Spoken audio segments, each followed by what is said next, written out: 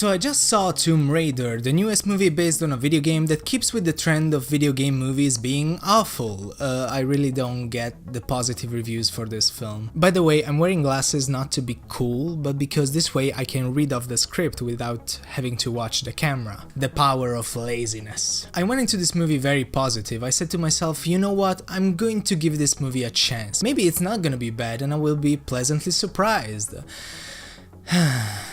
How naive of me.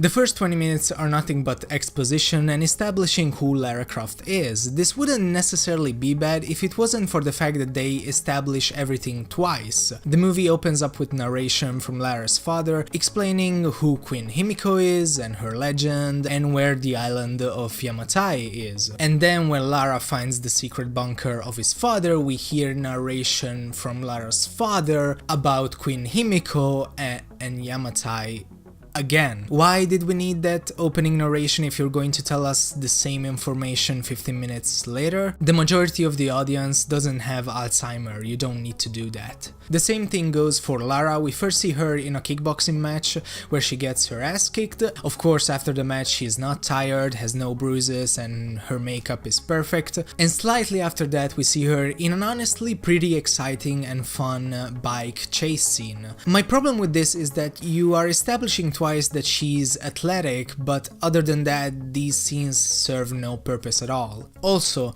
did you know that Lara Croft's father, Richard Croft, is dead? I don't know if you've heard about this, but he dead. Lara, your father disappeared 7 years ago, he's probably dead. Now sign these papers about multi-million-dollar companies without reading them. I swear they mention Richard Croft being dead like a dozen times throughout the film. The main bad guy even goes as far as to explicitly say, "I killed him." And it's not like he's going to be alive on the island and is going to meet Lara after 7 years, only to sacrifice himself at the end.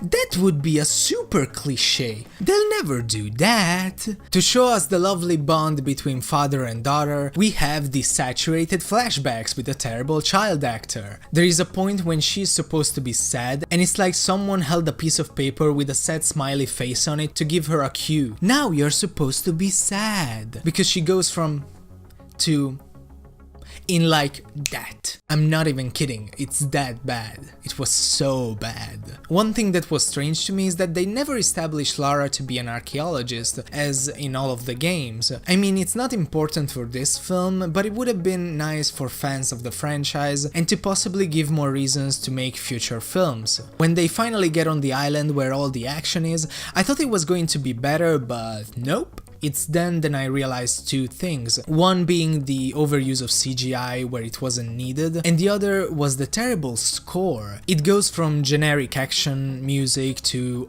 epic orchestral pieces to tribal jungle music, I don't know how else to describe it. And it's even weirder because in the beginning of the movie they used some catchy hip-hop tracks. There was no cohesion. It doesn't necessarily need to be, I know, but here it really felt like disjointed. The dialogue was also awful. There are some terrible attempts at badass one-liners that fall flat, and the humor was just, the comedy was just not funny. The only parts that were intentionally funny were the ones with Nick Frost in it, and it's no surprise. Alicia Vikander, I think, does a decent job as Lara Croft, but I wasn't fully convinced.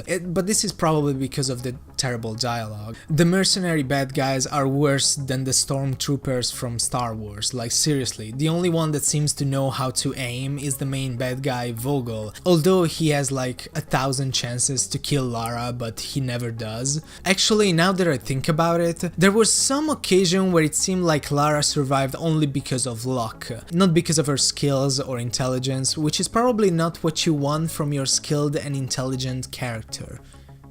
Just saying. Now I want to get into spoilers, so click to this time code to avoid it. In the end, Lara, her father, and the main bad guy find the tomb of Queen Himiko. And when they open it, they realize that the queen was infected with a disease that can spread immediately to the touch, but she was the only one immune to it. And when you think about it, this actually makes Richard Croft look like a crazy person for believing in the legend in the first place. Also, how can you be so sure that it isn't airborne? And even if it isn't, the body is hundreds of years old. Aren't you scared of accidentally inhaling some pieces of the body that is literally decomposing before your eyes? And to be honest, this ending was a bit disappointing. I think if they went with the mystical aspect, like in the game, it could have been at least more entertaining. Also, I love how they already established Trinity as being an organization like Umbrella. They have unlimited amounts of resources and their goal is to be evil, nothing else. Also, what video game movie would it be